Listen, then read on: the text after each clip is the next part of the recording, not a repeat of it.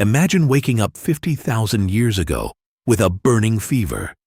There are no doctors, no antibiotics, no hospitals. A small infection could kill you within days. So why didn't disease wipe out every ancient human? The answer is not that cavemen were stronger. It is that sickness worked very differently in their world. Survival depended on knowledge accumulated across generations. Older people taught the young which mushrooms, berries, roots, and leaves were edible, which might soothe pain, and which could kill.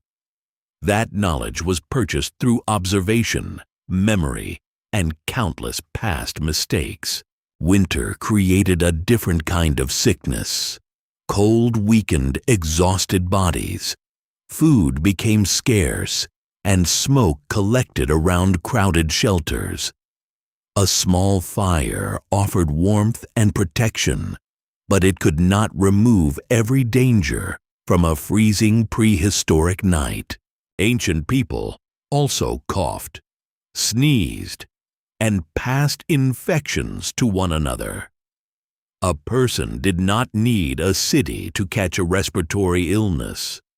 Prehistoric life was natural, but nature was never clean, gentle, or free from disease. We often imagine the caveman as perfectly healthy, powerful muscles, natural food, endless exercise, and an immune system stronger than anything we possess today. It is an attractive image because it makes the past look simple and modern life look unnatural.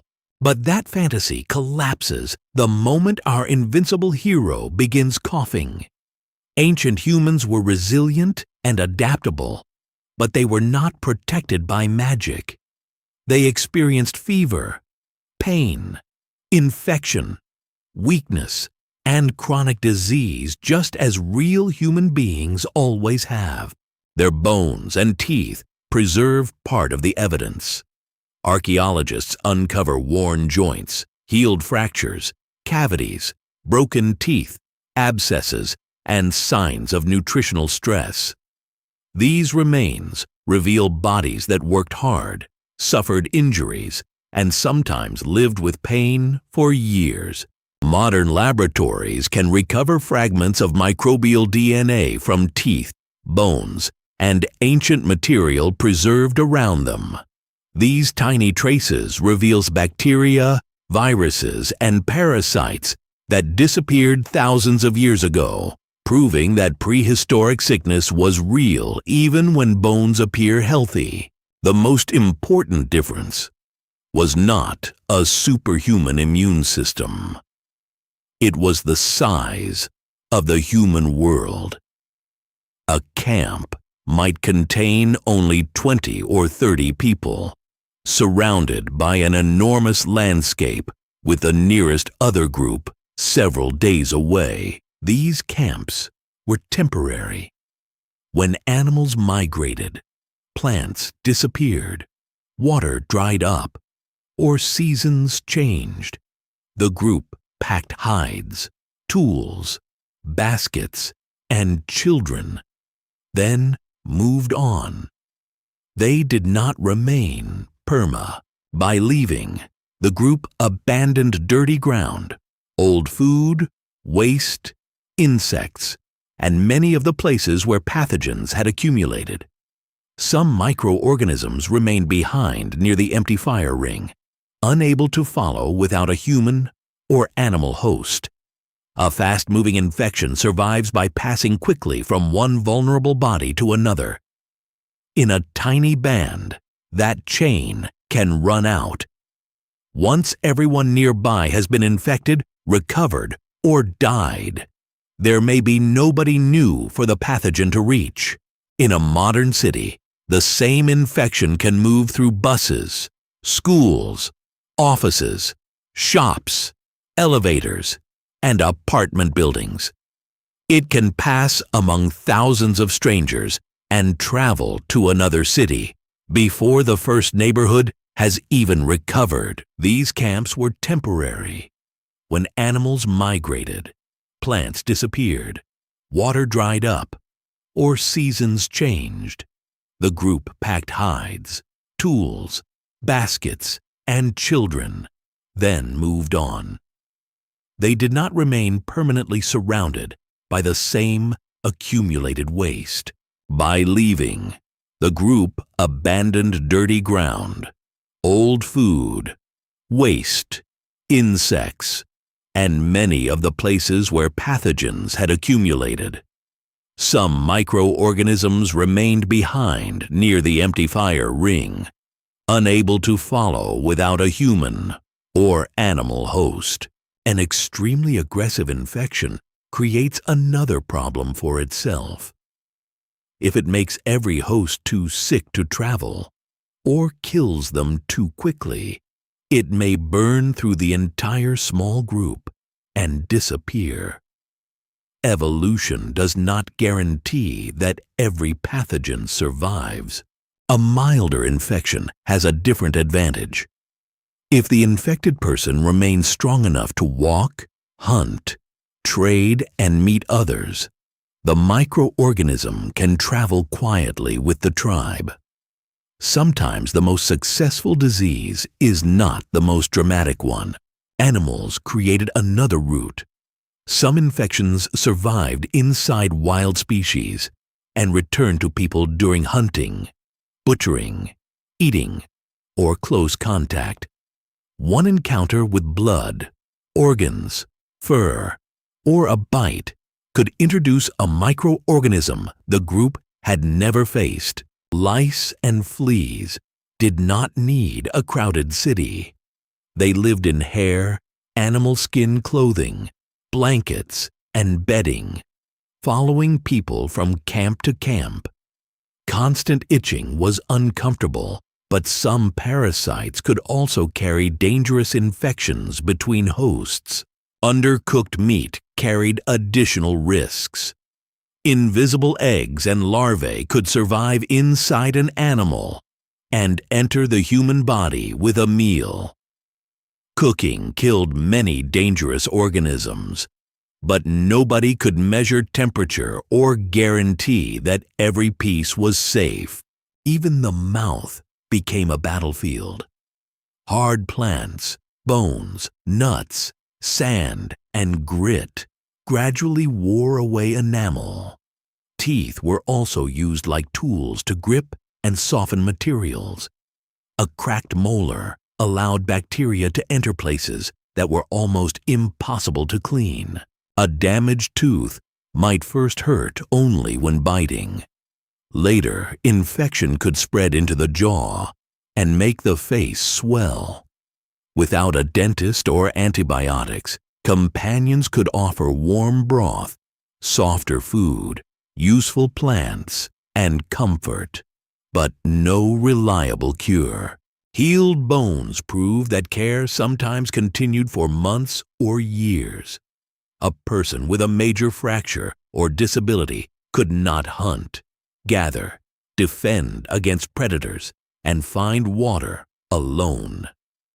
Their survival required other people to provide food, warmth, and protection. Ancient immune systems were not magical.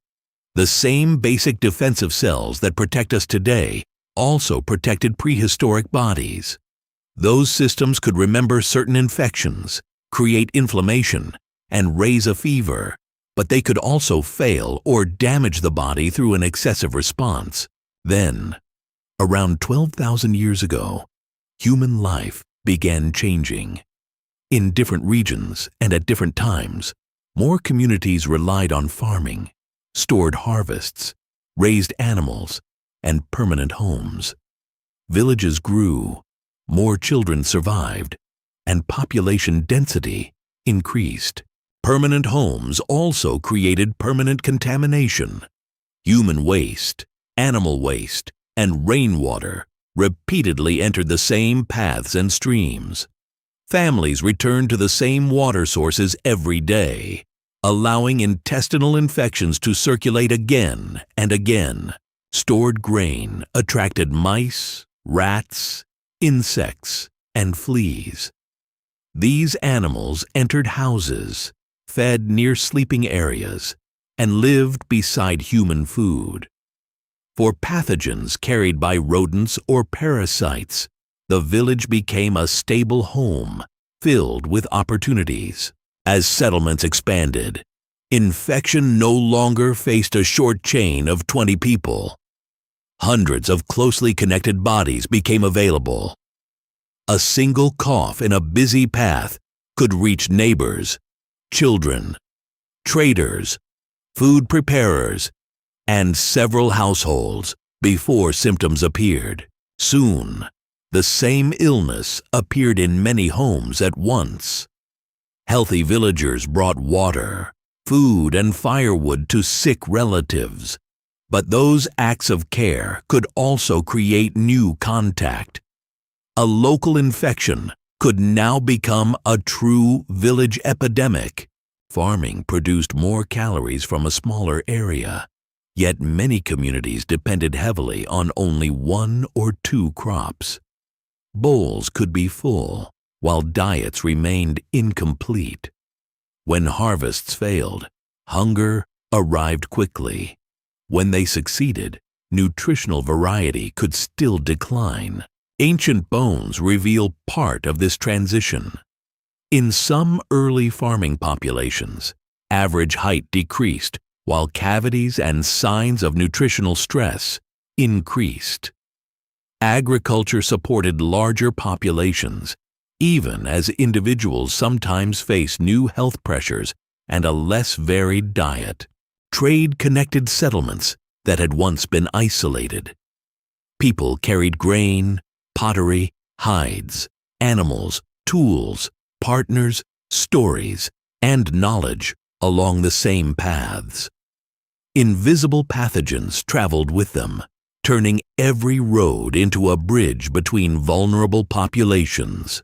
At the village entrance, an ordinary exchange of goods could become an exchange of microbes. A coughing traveler shook hands, passed a clay pot, shared food, and moved on, never realizing that the most important thing delivered could not be seen. The traders eventually disappeared over the horizon, but the infection remained. Days later, local families developed the same fever and cough. The disease had crossed into a new community and no longer depended on the original traveler. Eventually, villages became towns filled with crowded markets, shared water, food stalls, animals, smoke, waste, and strangers. The chain of transmission became almost endless. For many pathogens, the human world had finally become large enough to support permanent circulation. Even after adults recovered, new babies were born without immunity. As children grew and played together, the pathogen found another generation of vulnerable hosts.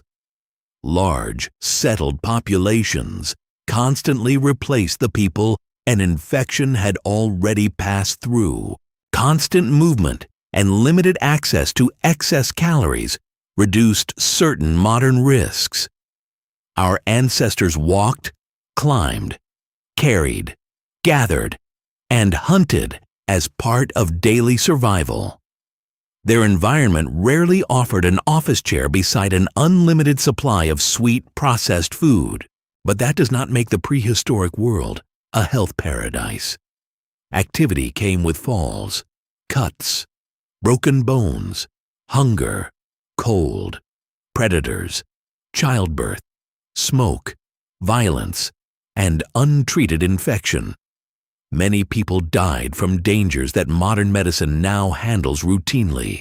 Consider the same small wound in 2 worlds. Today, it can be washed with clean water, disinfected, covered with a sterile bandage, and treated if infection develops.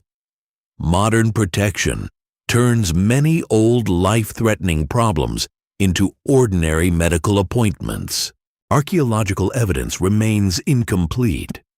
Bones preserve fractures, arthritis, dental damage, and certain long-term infections better than they preserve fever, diarrhea, pneumonia, or short deadly illnesses. An apparently healthy skeleton does not prove that its owner never became sick.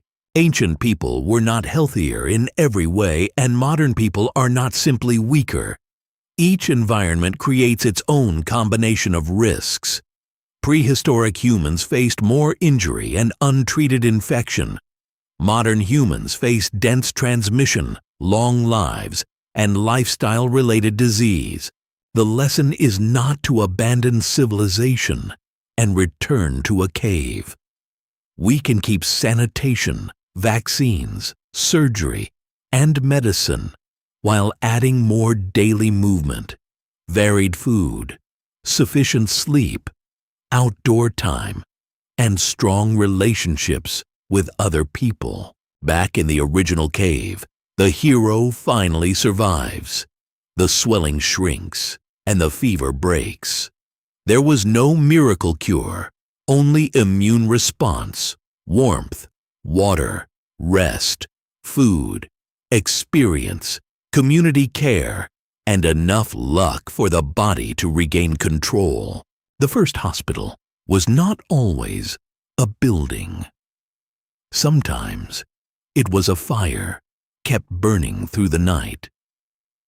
The first treatment was sometimes water carried by another person, food placed beside a bed, or a companion refusing to leave. Mobility occasionally protected small groups. After a temporary camp was abandoned, rain, distance, and time could remove contamination and break another transmission chain. The microorganisms left near the fire could not chase the people disappearing across the horizon. Permanent villagers could not abandon their homes, fields, grain stores, and animals after every rainfall. Muddy runoff and contaminated puddles remained beside daily life. The same families encountered the same dangerous water repeatedly, allowing disease to return. Mosquitoes, ticks, and other biting insects created bridges of their own. They carried parasites between animals and humans without roads, markets, or crowded houses. One small bite near a marsh could introduce an infection from a completely different species. Surviving an infection could create immune memory. If the same threat returned, specialized cells might recognize it and respond more quickly. But protection was never perfect. Every pathogen was different, and immune memory could not stop a broken bone or poisoned meal. Ever and exhaustion were part of the struggle. The body increased its defenses, while weakness forced the sick person to stop, rest, and conserve energy. A helpful response could still become dangerous because extreme heat and inflammation can also harm human tissue. Ancient humans survived without doctors, not because they never became sick, but because some diseases struggled to spread. Human bodies sometimes defeated the threat. Generations preserved useful knowledge, and other people stayed beside the weak. That cooperation did not save everyone, but it saved enough of us. And that may be the real reason you are here today.